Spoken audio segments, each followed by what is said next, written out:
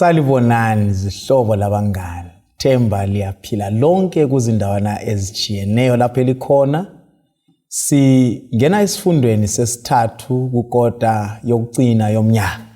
Ngifisa ukuthi ngilinxuse lonke ukuthi asibusisekeni lapho inkosi zakukhuluma lathi ngalesi sifundo.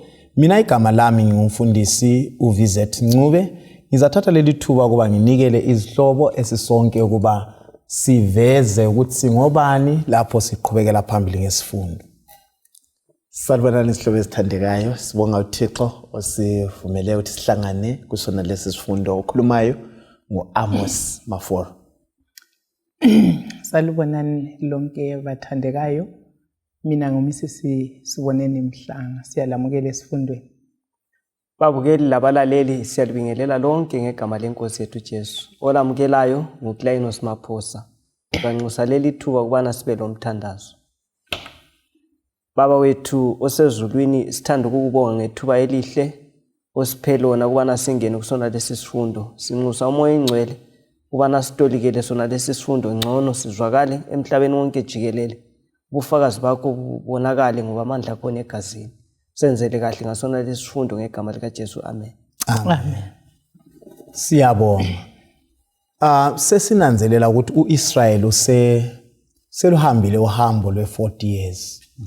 Seluhambile usefika emaphethelweni kumbe usefika ezweni lesithembiso ukuthi achaphele ngaphetsheya. Namhlanje isifundo sethu sifisa ukuthi sinanzelele izikhumbuzo zomusa, izikhumbuzo zomusa.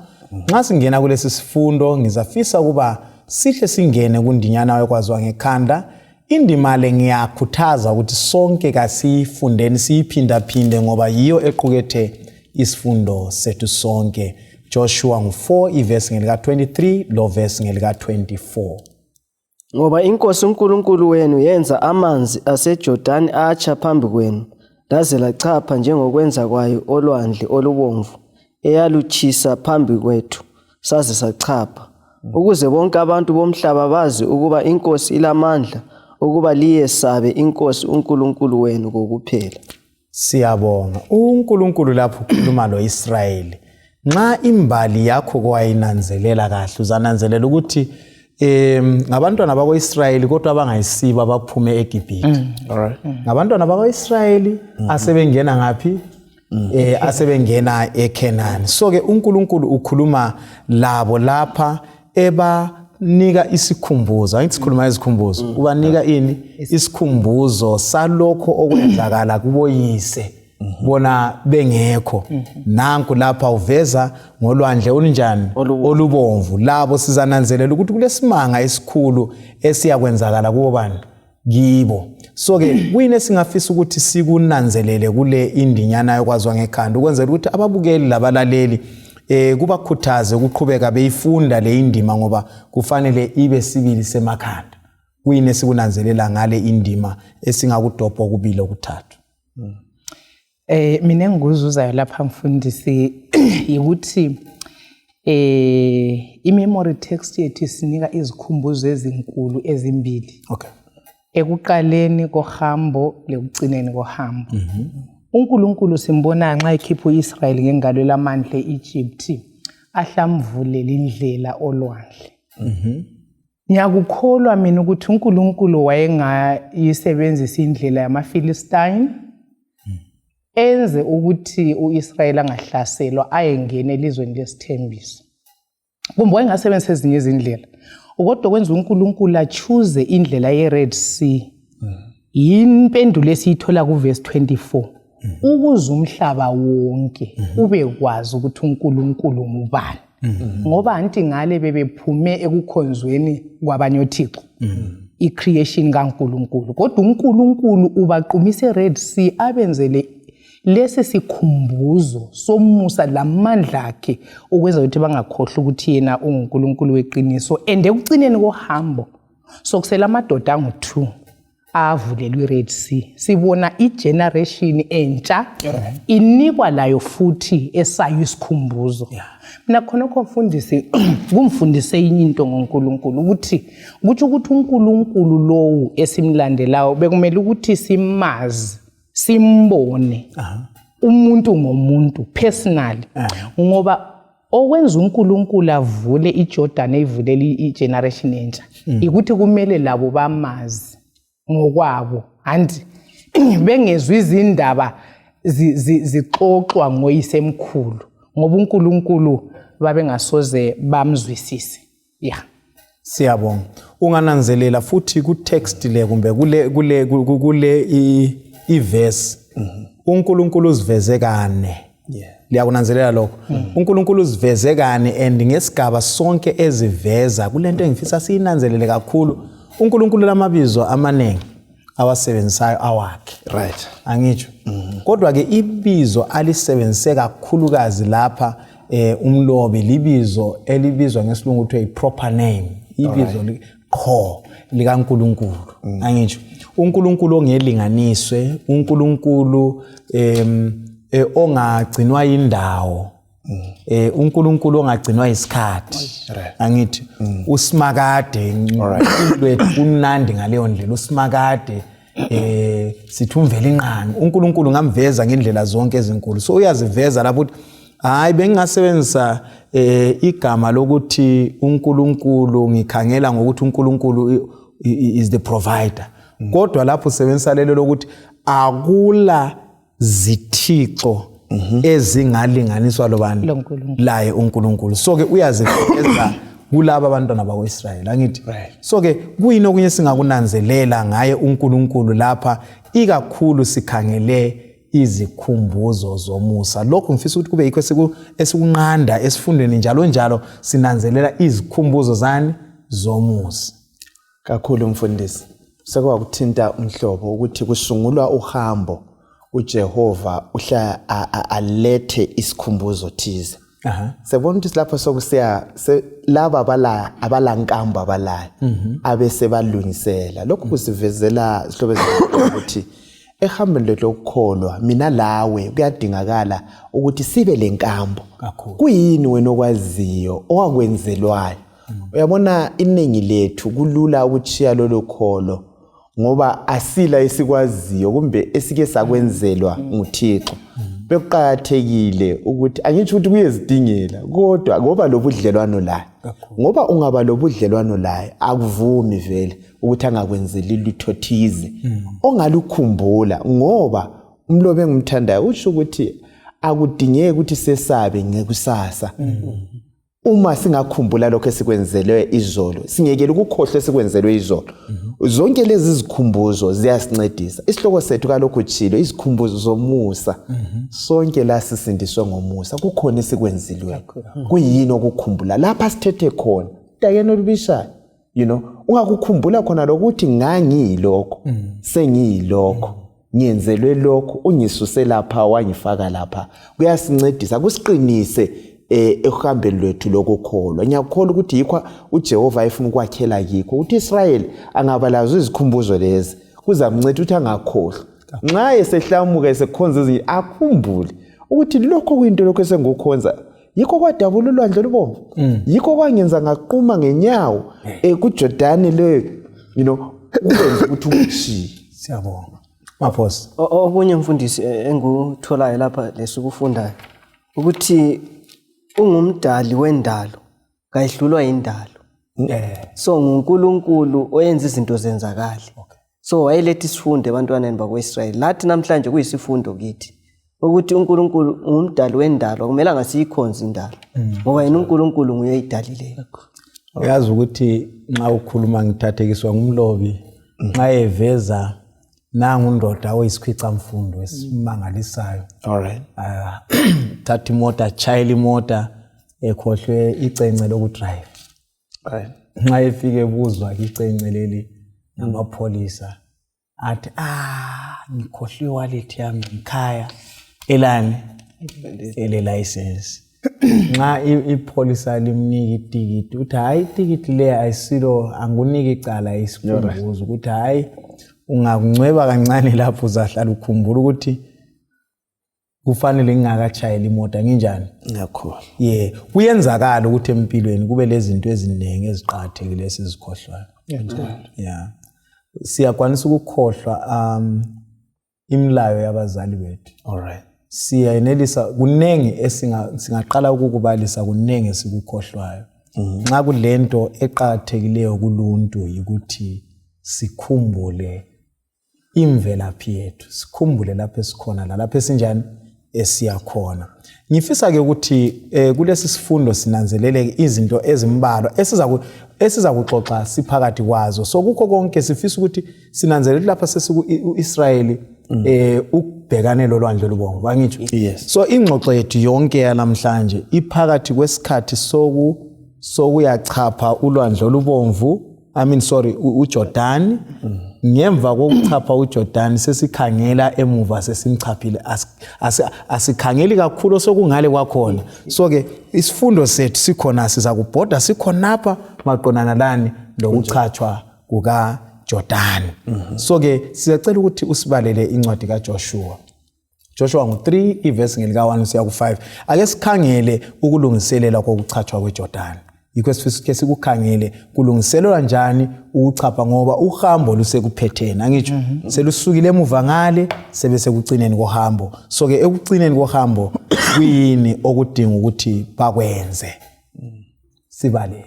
UJoshua wavuka ekuseni kakhulu wasuka eShithima labo bonke abako-Israyeli bafika eJordan bamisa khona bengakachaphi. Kwathi emva kwensuku ezintathu izinduna zadabula phakathi kwezihonqo. Zatshela abantu zathi, nxa libona umtshokotsho wesivumelwano senkosi uNkulunkulu wenu uthwelwe ngabapristi abangamaLevi, lisuke liwulandele ukuba lazi indlela elizahamba ngayo, ngoba kalikaze lihambe ngalindlela, kodwa kuza kuba khona ibanga phakathi kwenu lawo elingangezingalo ezinkulungwane ezimbili, lingasondeli kuwo. UJoshua wasesithi ebantwini, zihlambululeni ngoba kusasa inkosi izakwenza izimangaliso phakathi kwenu. So ulwandle okufanele luchachwe. Kodwa kulamalungiselelo anjani enziwayo, angisho Kunjani? Liyakhumbula yini ngale emuva ukuthi uIsrayeli uthunganyelwe enkangala insika yeyezi. Kunjani? Emini insika yomlilo ebusuku. Kodwa la kuthiwa ngenxa libona abapristi bephatha ini Umtshokotsho. lokhu kujulile. Ukhona ongafuna ukutsho olunye ulutho ngokujula kwakho la. uJehova isikhathi sonke nxa esesiza ehlanganela loluntu, ingcekeza loJehova uhambelana, isono loJehova uhambelana. Uzakhumbula ukuthi uExodus 33 uJehova walaya uIsrayeli wabatshela ukuthi no, indlela ebelisenza ngayo angisayi kuhlala phakathi nakwenu, angisayi kuhamba, ngingahlala lani mina, ngizalibhidliza ngendlela eliyo yona. So lapha nxa kwase kumele kuhlanganelwe uJehova esebuya kalokho sokuthi ukuthi liza kuthwala umtshokotsho wesivume kwenza, kutsho akutsho ukuthi wayengekho uJehova, kodwa ipresence yakhe useseduze, usephakathi nakwabo, uhamba lawo.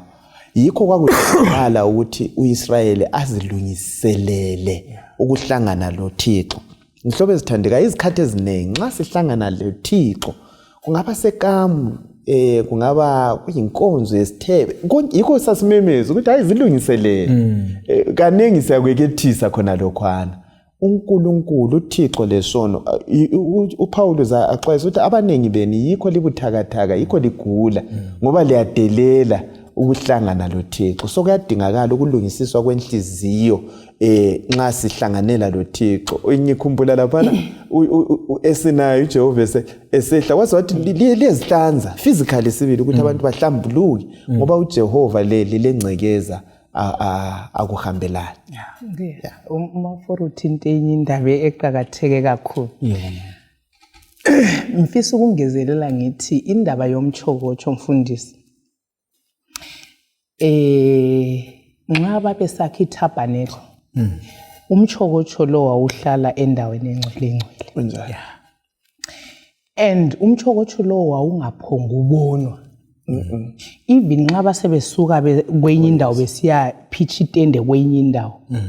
kwakumele ukuthi even abapriest besiyawuthwala uthiwa babengawukhangeli ngamehlo kwakumele bawembese ngelembu bengawukhangelanga bese bewuthwala kodwa ngicabanga ukuthi uNkulunkulu lapha ukhitshwe etendeni uhambe phambi kwabantu wonke uIsrayeli lomncane lomdala awubone ngamehlo kwakulolunye ulutho uNkulunkulu ayelutsho kuIsrayeli so and ngicabanga ukuthi wayeveza ukuthi wonke umuntu ngenkambo uma for kwathinta indaba yenkambo ukuthi wonke umuntu ipresence ubukhona bukaNkulunkulu kwakumele azibonele and nxa enika instruction kuthiwe izinto zonke kwakumele zilandelwe ngendlela umlimi asetshe kuchachwa ngayo induna zahle zangena ebantwini zabatshela lingabona so kunje lina lenze so kungabanje lina lenze so abapriest besiyathinta amanzi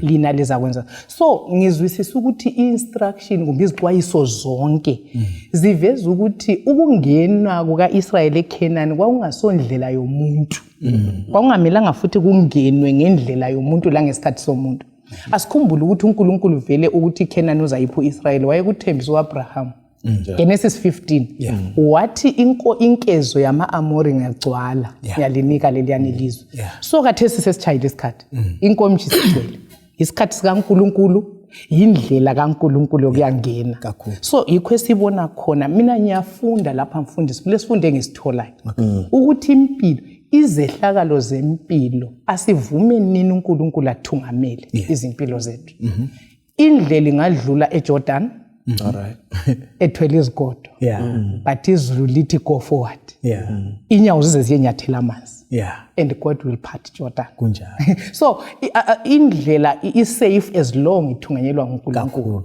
whether iquma emevenanjani but izulu lingathi siyahamba khapha asivumeni uNkulunkulu asithungamele indlela yakhona iyempilweni siyabonga siyananzelela yini ngingakubama ukuthi esikuthi kulengxenye uluntu emele ilwenze uNkulunkulu angalaya kanengi sasichiye nje sithi indaba yokukholwa akulamini emele ngikwenze ngikwenziwa lizwi indaba yokukholwa uNkulunkulu angalaya ukukholwa kulemsebenzi babemele bayenyathela ifitizela siyabe ukutsho ingxenye thina asibonakaleni sisenza olunye lutho thize ukuze kuhlangane lokukholwa kwethu siyabonga siyananzelela yini ukuthi umchokocho wawo lezinto ezintathu alright liyawunanzelela kulomthetho kaNkulunkulu ayinjo kulentonga kabani Aaron kulani njalo kulenkezo yani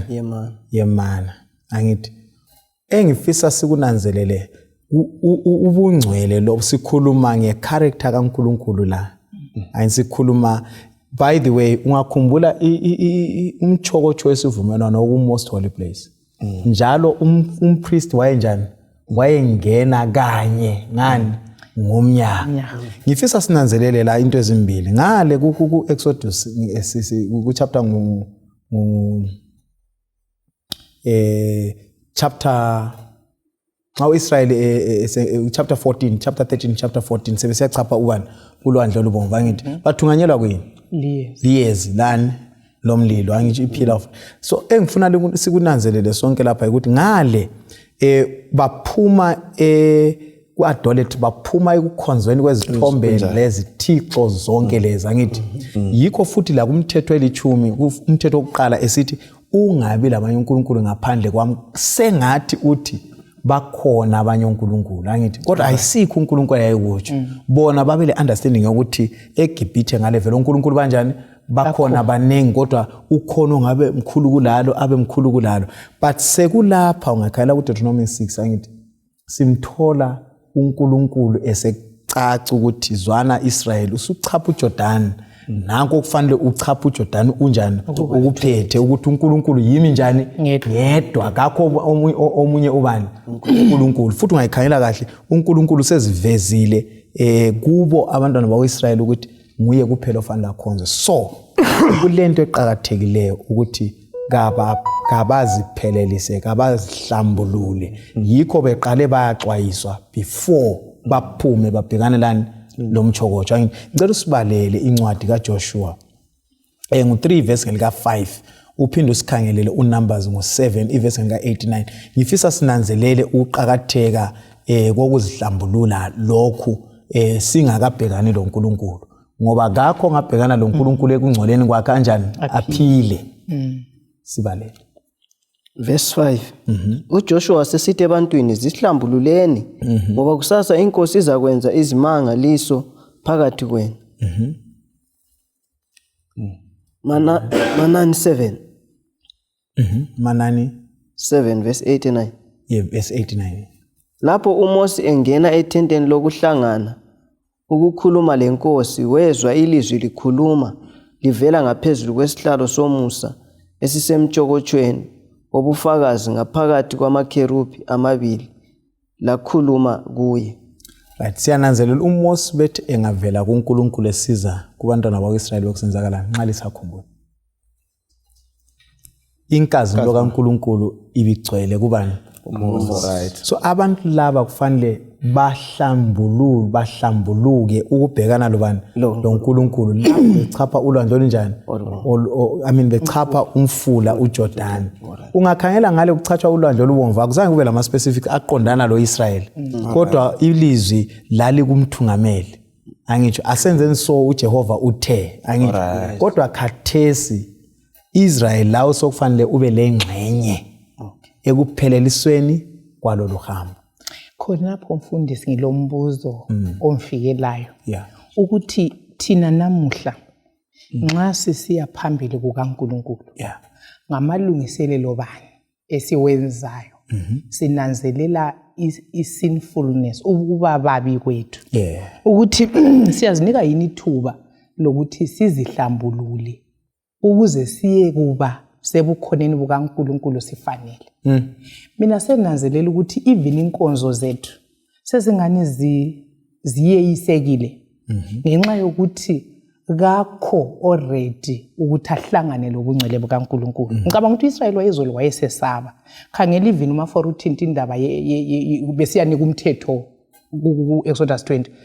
Exodus 19 kwathiwa abageze watch 3 days, futhi kwakusitsho even inhliziyo abavuma izono badele konke. So uNkulunkulu yi-preparation asibizela yona njengabakhonzi bakhe ukuthi nxa evele sibiza sizohlangana laye kulelungiselelo umuntu munye ngamunye okumele alwenze, and kulungiselela indaba yenhliziyo ngimi njani, ngoba phambi kaNkulunkulu uma for uthintile isono uNkulunkulu bayi-consuming fire.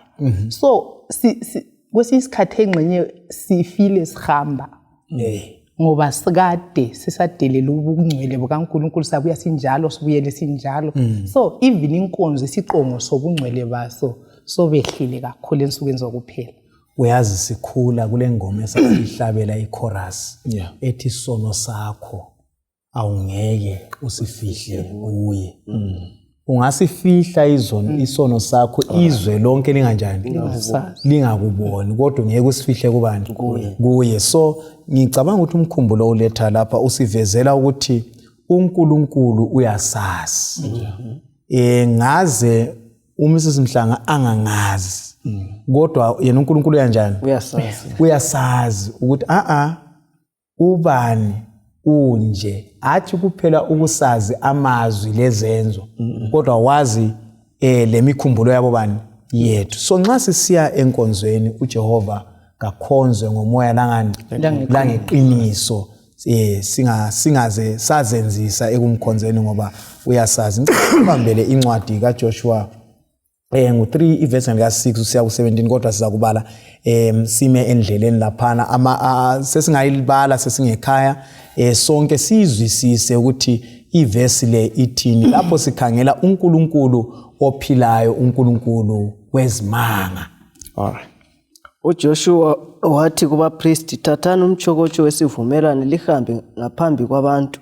Basebewuthatha umchokotsho wesivumelwano bahamba phambi kwabantu. Inkosi yathi kuJoshua, lamuhla ngizaqala ukuphakamisa phambi kwabo bonke abako-Israyeli ukuba bazi ukuthi njengalokho ngangiloMose ngizakuba lawe. Uzalaya abapristi abathwele umchokocho wesivumelwano uthi nxa selifikile ngasemanzini eJordani liza kuma phakathi kweJordani. UJoshua wasesithi kubo abako-Israyeli, sondelani lapha lizwe amazwi enkosi uNkulunkulu wenu. Wathi lizakwazi ngalokho ukuthi uNkulunkulu ophilayo uphakathi kwenu, lokuthi uzaxotsha ngempela amaKhenani lamaHethi lamaPherizi lamaGirigashi lama-Amori lamaJebusi ngaphambi kwenu. Umchokocho wesivumelwano senkosi yomhlaba wonke uzachapha iJordani ngaphambi kwenu. Ngakho-ke khethani amadoda 12 ezizweni zako-Israyeli, indoda ibenye kuleso laleso sizwe. Kuzakuthi lapho inyawo zabapristi abathwele umchokocho wenkosi, inkosi yomhlaba wonke, zinyathele amanzi eJordani, amanzi eJordani azakhawula ukugeleza, kuthi amanzi avela ngaphezu komfula abuthane abe yinqwaba.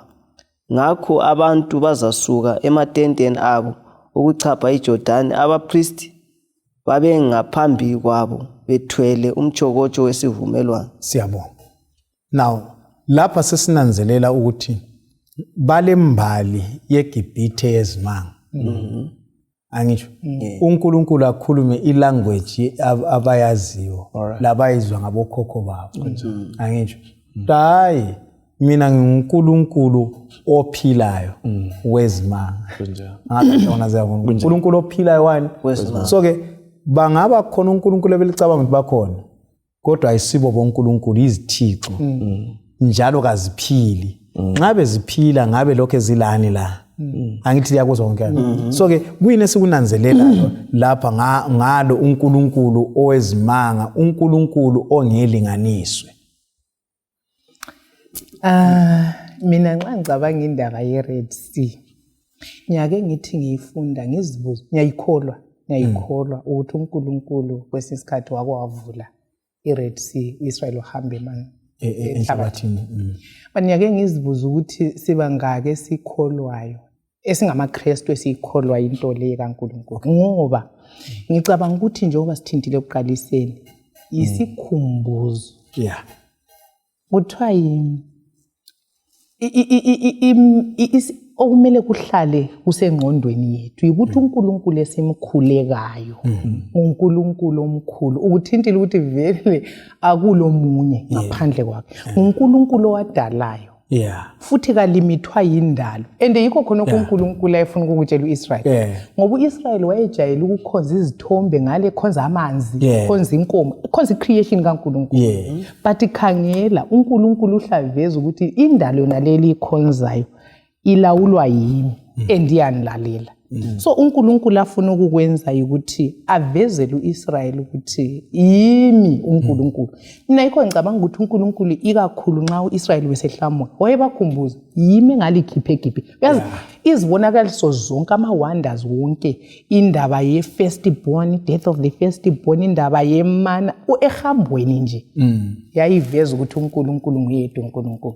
So sile supernatural God, silo uNkulunkulu lengqondo yethu vele esiwileyo keneli ayimzwisisi. Yikho futhi simesabela lathi ezimpilweni zethu ukuthi angehluleka. But uNkulunkulu lapho beveza ukuthi yena uyaphila and uactive empilweni zethu, uyalawula.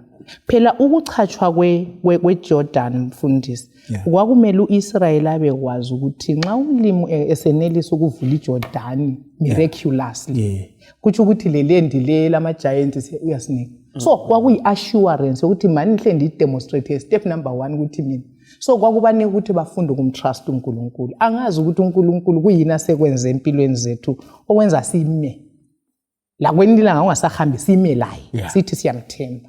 So indaba le iveza uNkulunkulu ongalimithwa, ongaconstrainwa ilutho, kodwa o-above, ophezulu kwezinto zonke, olawula izinto zonke. Ngifuna ukungezelela ngomahubo ngo-72 lapha uvesi ngo-18 uthi yena kayibonge inkosi uNkulunkulu kaIsrayeli onguye yedwa owenza izinto ezimangalisayo. onguye nguye yedwa kuphela uNkulunkulu enza izinto ezimangalisayo. Okay.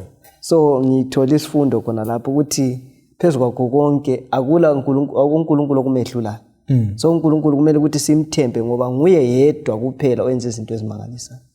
So indaba esilethelwayo indaba yokuthi uJehova simkhonzayo akafani lalaba. Antu yakhumbula eGibhithe uMose wejika intonga yakhe. Faro uthi into encane le abiza abakhe laba bajika intonga. But umahluko le igcina iginya lezana. uNkulunkulu uyenza ungajwayeleke. Khona kokwathintwa ngumhlobo ukuthi kuba le complaint abantu bethi hayi akulanto yayenjalo yenzakalayo. Omnye umlobo kubeka ngalindlela uthi nxa kuyikuthi kule argument okuthiwa kuyi-Red Sea ukuthi i-Red Sea le ayisiyo red kwakulenye portion yayingatshoni kangako abachapha khona bazidlulela baya eKenani. But argument ebisisiba khona elethwa ngumlobi lo uthi kuthi kwaba lesimanga esikhulu ngalolo suku ngoba uFaro watshona olwandle olungatshoniyo. Ngalolo suku. So either way imiracle yenzakalayo. So kunenge okulethwa ngumhlaba ukuthi hayi uNkulunkulu you know Satan always has a counterfeit because kumele silethe ibalance ngoba khathesi ungathola abantu abaningi balandela izimanga zona lezi ezenziwayo.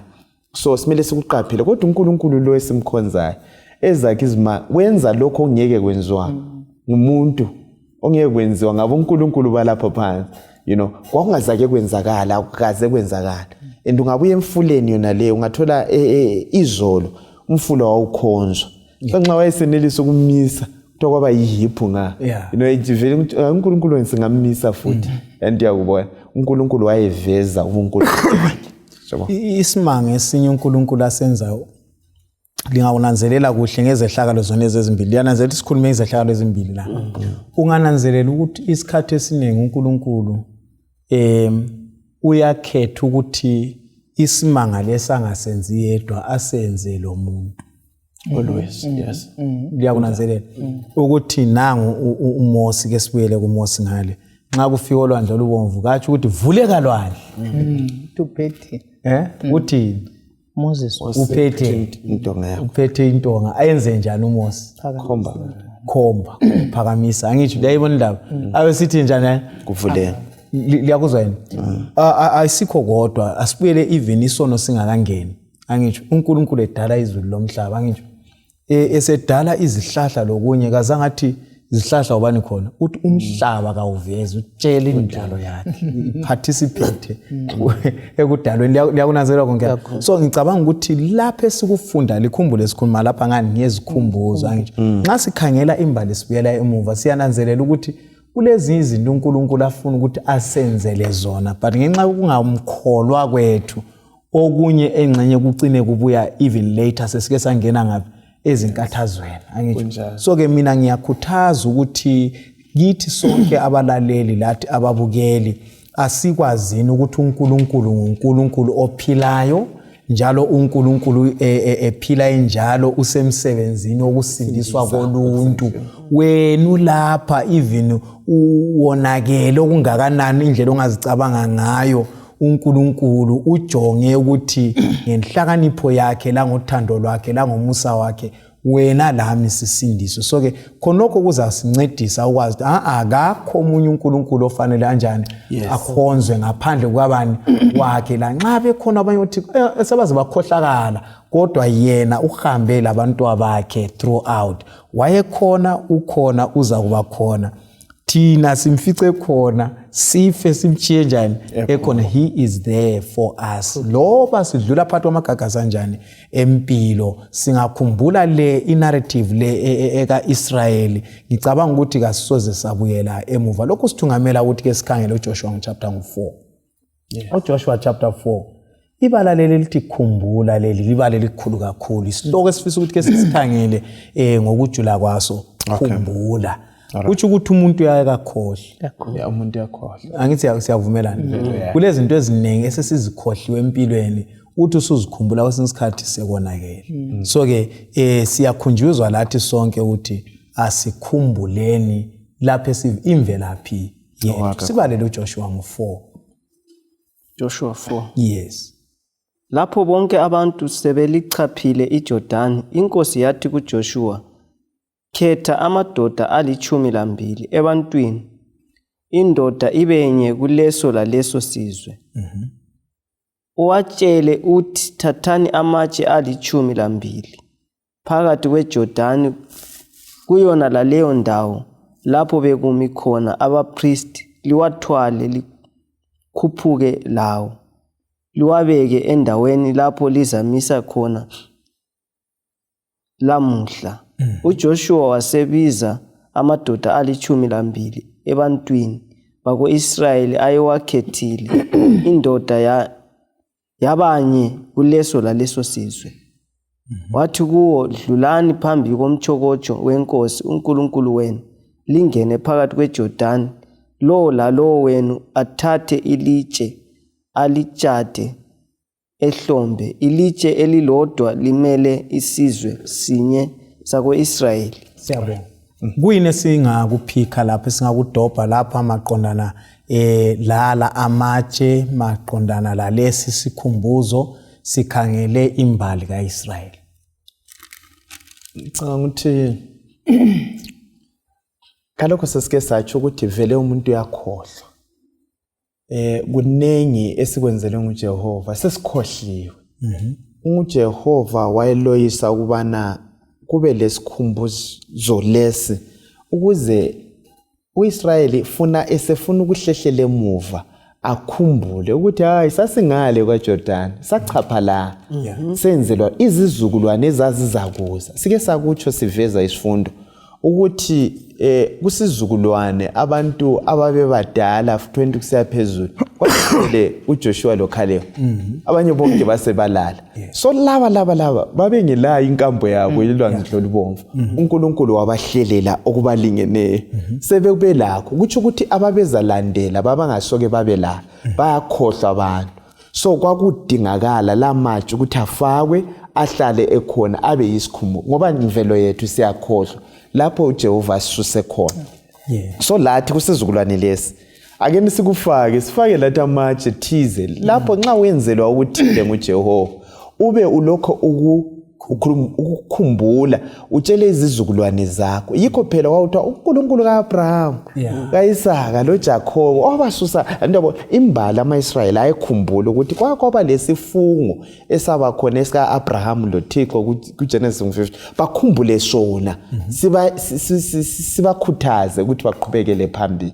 So indaba leyi indadekisi ukuthi hayi kasibeni lathi ama memorial sibe lakho izikhumbuzo esilazo lathi empilweni zethu okuzasikhumbuza uJehova asenzele khona. Ake sikhangeleni engxenye ezinye zezikhumbuzo esingazikhumbula eBhayibhelini, ngemva kwalokho engxeke singathinta lezinye singazifaka namhlanje ukuthi kumpilo yethu yalamhlanje zikhumbuzo bani esingazifaka lapha sikwazibetha ezinye lapha namaforo. Yiziphi ezinye izikhumbuzo esizitholayo iBhayibheli lisivezela ikakhulu kunkambo yabantwana bakwaIsrayeli?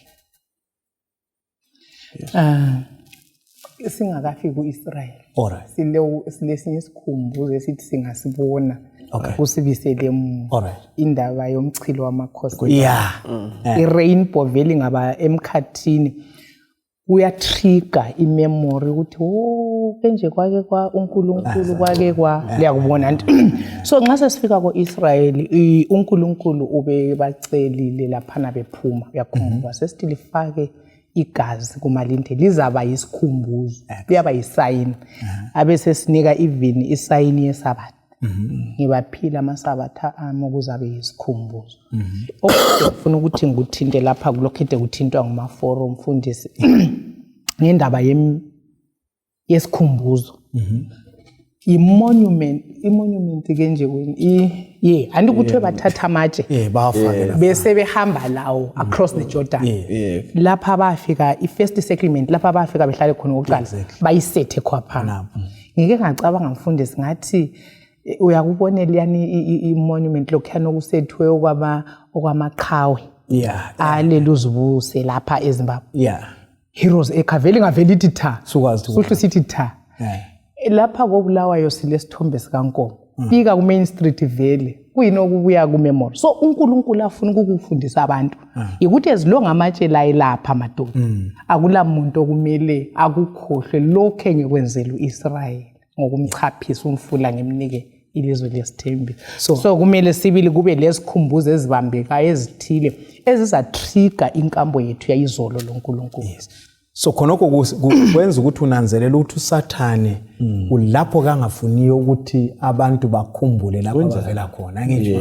Yikho ke lapho okulesehlakalo esikhulu uNkulunkulu asenzele umuntu uSathane uyafaka icounterfeit ngisho afaka okuduzane la khona lokho ukuze ingqondo zomuntu zinjani uzothala abantu sebeqalisa ukuxaba. Nxa iBhayibheli ikhuluma ngeSabatha iqinisile angithi khumbula usuku lweSabatha lukhumbule lolu suku angithi utshela umhlaba njani wonke kodwa uyathola abantu emhlabeni kulokuthi bakhumbule ngoba iSabatha elikwenzayo lapha ikusikhumbuza uNkulunkulu njengomdali. So ke nxa sizaqalisa athi ukuthi hayi lokho siyasuka ifocus yethu kuye uNkulunkulu njengomdali angithi. So ke mina ngicabanga ukuthi ngeke ngikhuthaze sonke ukuthi ukufika kulokhu uNkulunkulu asenzele khona no argument. Hayi asike dzikame batsho njalo abanye sihlale phansi ke sibe lethuba lokucabanga ngakho. Even ngalo iSabatha ngiyambona even kuyiwa eChurch ubona abantu hayi bayahamba kodwa ke iSabatha basaligcini kumbe labafuna ukuligcina liyabahlupha. Ubone sebelephula bakithi sengipheke kwaze kwathi ahlupheke ngento mfundisi kukangaki ubisinto interesting kukangaki ngivuka ngisiye eSabatheni kule trigger yememory yalokhu uNkulunkulu akwenzileyo sekelo umhlaba lo. Ngitsho nje ukuthi ngiphinde ukuthi izinto zonke lezi zakhulunywa ngelizwi zaba njalo. First 6 days uNkulunkulu wasephumula endungwini.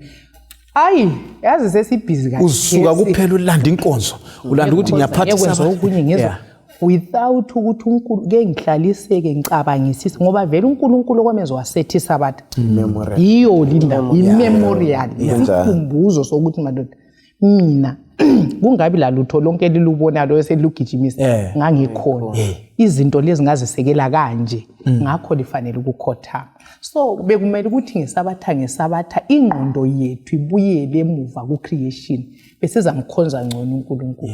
Awuzohlabelela umuntu hayi sibuhle ngesabatha ekuseni iSabatha abe kumnandi okay nxa ubona izihlahla zinyikinyeka izihlahla ziyanyikinya uThixo lotha. So kuhle ukuthi nxa ngivuka ngosuku oluyingcwele ngibonani ngibone amayezi akhulunywa abakhona ngibona izihlahla ngibona izidalwa zikaNkulunkulu kwenza ukuthi la nxa ngisiyakhonza yonke imininingwana engelani lokuphakamisa uNkulunkulu wendalo ngichaye indiva. Siyabonga kuyasiphathisa lokho. Ngicela usibambele incwadi kaJoshua 4 ivesi lika 20 siya ku 24 ngoba futhi ngaphandle kokukhumbula abantu futhi siyakhohlwa ngitsho. So ke ake sizwe ukuthi uJoshua chapter 4 verse lika 20 siya ku 24 usiphathelele. Lawo matshe ali-12 abawakhupha eJordani uJoshua wamisa eGilgali. Wathi kwabako-Israyeli nxa abantwana benu belibuza ensukwini ezizayo ukuthi atshoni la matshe liza kubatshela abantwana benu lithi u-Israyeli walichapha leli Jordani emhlabathini owomileyo ngoba inkosi uNkulunkulu wenu yenza amanzi aseJordani atsha phambi kwenu laze lachapha njengokwenza kwayo olwandle olubomvu eyalutshisa phambi kwethu saze sachapha ukuze bonke abantu bomhlaba bazi ukuba inkosi ilamandla ukuba liyesabe inkosi uNkulunkulu wenu kokuphela. Siyabonga. Siyananzelela yini ukuthi uhambo lukaIsrayeli ngale kulwandle olubomvu uhambo lwabo belusiya phambili.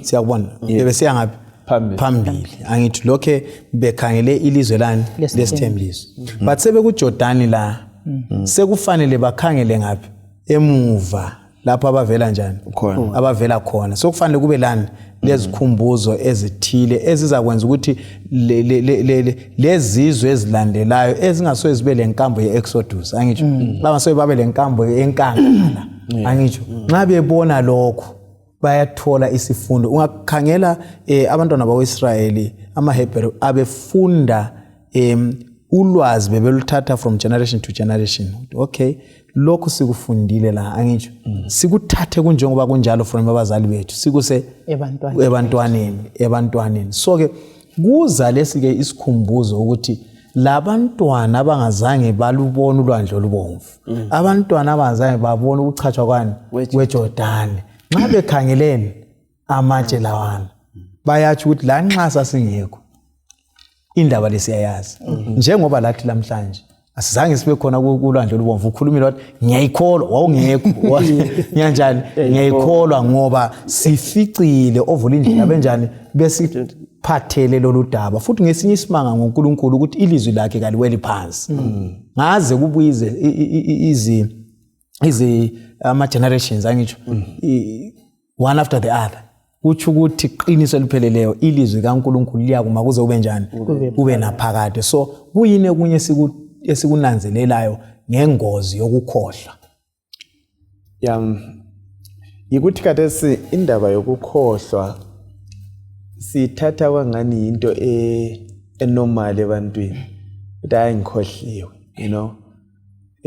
uNkulunkulu kayithanda kancane indaba yokukhohlwa. Yikho even umthetho weSabatha uqala ngokuthi wokukhumbula, remember. Ngambone kulona lelizwe kunsuku nxa sokusiya ku holiday le yamaqhawe, uyabona kubhaliwe lest we forget. Okay. Funa sikhohlwe, singakhohlwa. Angithi phela kufakwa kwingoma kwakhona kokukhumbula. So umuntu vele uyakhohlwa.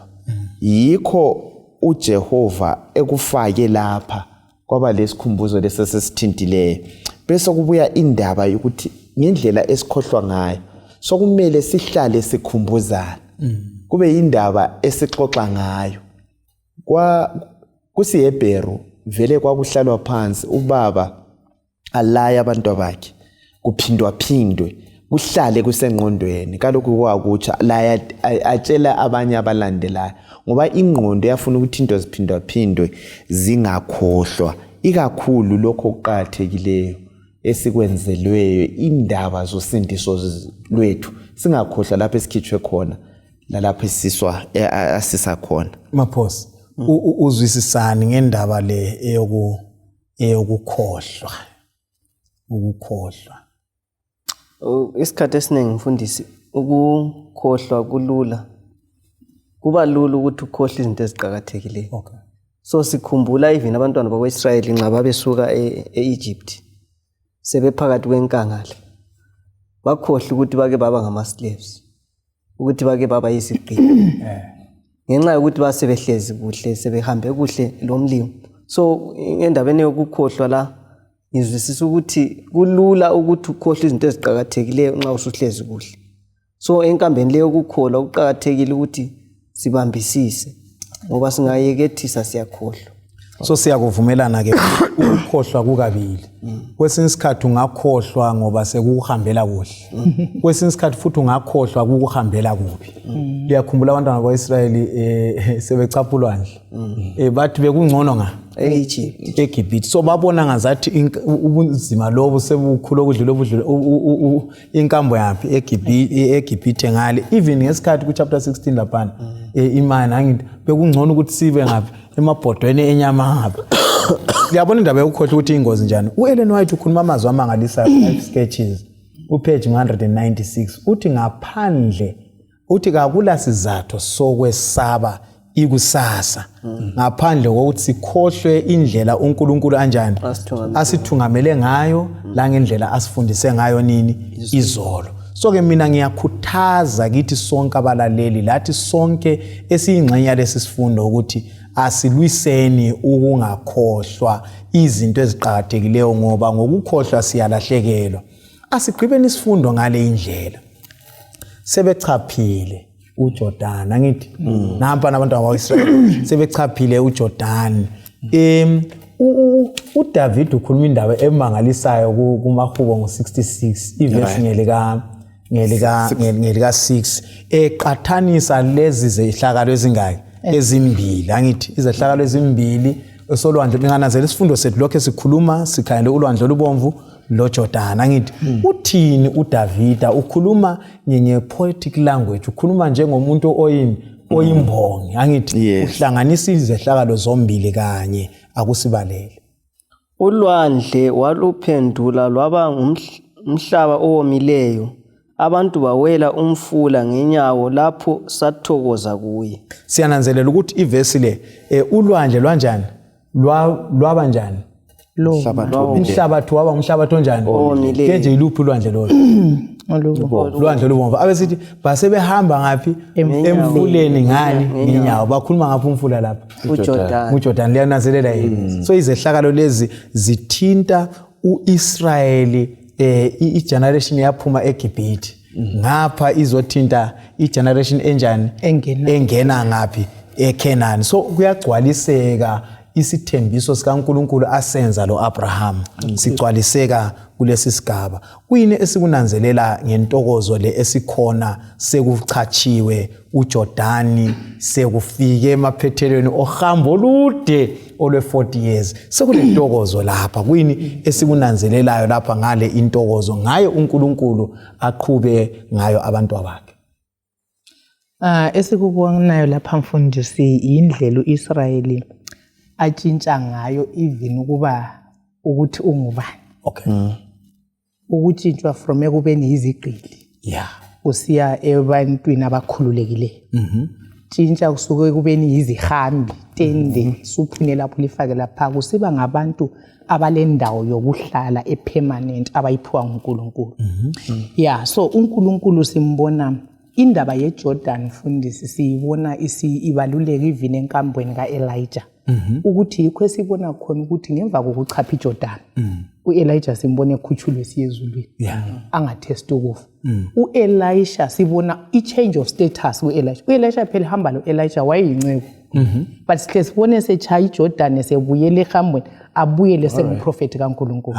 So iJordan ile significance ukuchachwa kwayo kusitsho ukutshintshwa kwalokho ede siyikho khona izolo. Khangela uJesu even uMatthew lapha nxa esinika uchapter 3 uJesu ebhaphathizwe eJordan wayevelanga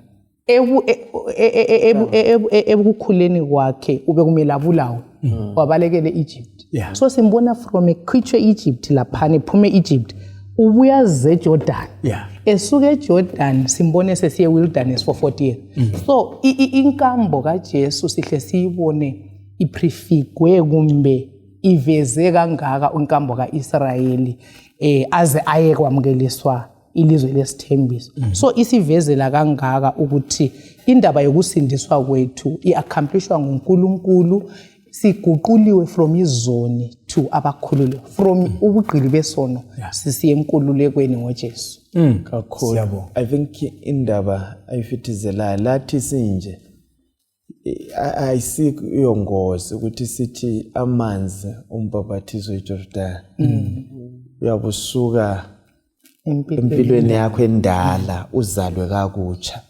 So kunengi okwakusenzakala lapha eJordan asikufithizelene emkhumbuleni yethu sithandekayo ukuthi lathi sibe layo inkambo yona le. Anti uKorinte ngale uthi lezi zinto zaplotshelwa thina ukuze zibe imzekeliso ukuze singaweli lapha abawela khona sinqobe lapha abanjani abanqoba khona. So sihlobo esithandekayo le indaba yokuchachwa kolwandle olubomvu leJordan le kayihlale emkhumbuleni yethu singakhohlwa lapha esikhitshwe khona lalapha esiswa khona. Kulomuca engifisa siunanzelele Maphosa uza kutsho amazwi lapha. Kulomuca engifisa siunanzelele ku SDA Bible Commentary volume 2 page 994 uyaveza ukuba uIsrayeli ube sengozini yokukhohlwa uNkulunkulu. Ngokukhohlwa uNkulunkulu abe sekhonza izithixo. Lathi lamhlanje ababizwa lamhlanje ngegama likaNkulunkulu. Kulula kuya ezinkonzweni ngeviki. Kulula ukubizwa ngetitle ethile ebandleni likaNkulunkulu kodwa ungekho ekumkhonzeni uThixo lokhu uNkulunkulu akwenzele uIsrayeli izolo angitsho lamhlanje thina kasikuqhakathekisi ngendlela bekufanele sikuqhakathekise njani ngayo. Bekukuhle ke ukuthi na uIsrayeli walamhlanje sivume ukuqedisa lolu hambo ngoba lathi nxa ngukhangele uJesu uyeza masinyane uyaqhamuka ngamafa ezulu asithathe siye ekhaya sesisekupheleni angitsho. So ke nxa sisekupheleni lapha asingakhohlwa lapho esivela khona. Ngifisa ukuthi Maphosa akusitshele amazwi okugcina nxa sigqiba lesi sifundo bese sisiba lethuba elokukhuleka. Kubabukeli labalaleli kulesi sifundo esikutholileyo ukuthi uNkulunkulu yenelisa ukusikhipha edakeni olubishayo. Ngoba nxa sikhangela abantwana bakwaIsrayeli ngalolu hambo kwakungelula bebodwa. Kwakuthatha ukuthi bamthathe uNkulunkulu elizweni lakhe. So engakutsho kubabukeli labalaleli ukuthi kasiqiniseleni kulolu hambo uThixo uyasichaphisa iJordan. Siyabonga Maforo. Ungaba lamazwi ongafisa ukuthi uwatsho nxa sigqiba isifundo Mrs Mhlanga uza singakhohlwa lapho esisuka khona sihlobo esithandekayo. Asikhumbuleni sikufakelwe izikhumbuzo ezithize. Asikhumbuleni bese siphila ngalokho uNkulunkulu aloyisa ukuba siphile ngakho. Sihlobo esithandekayo uJehova uyaphila, nguJehova wezimanga. Loba kuyini ophakathi nakwakho uyenelisa ukukukhulula. Siyabonga. Siyabonga bemfisa ukuthi sivale lapha Testimonies volume 1 page 609. Umlobi uthi thina esisendlini yokukholwa sisengozini enkulu kakhulu yokumkhohlwa uNkulunkulu weqiniso, sikhonza izithombe okuthiwa yi-idolatry, and khonokho sokwenze uNkulunkulu ubukhona bakhe basuka ezimpilweni zethu. uNkulunkulu kasincede yonke into ebuya ibe ngunumber 1, ibe yiyo emqoka empilweni yakho, imali, ifoni, i-internet, konke ochitha ithuba elinengi ukwenza kuba yisithixo. Asikuxwayeni siye khonza uNkulunkulu weqiniso, uNkulunkulu uzaba lesisa kithi. Kasicimezeni sikhuleke nini. Baba wethu oyingcwele othandekayo khona ekhaya ezulwini, siyabonga ukusinika sona lesi sifundo. Sicela ukuthi ukugcine kufresh ezingqondweni zethu ukuthi nguwe wedwa uNkulunkulu kakho omunye ofanele ukukhonzwa.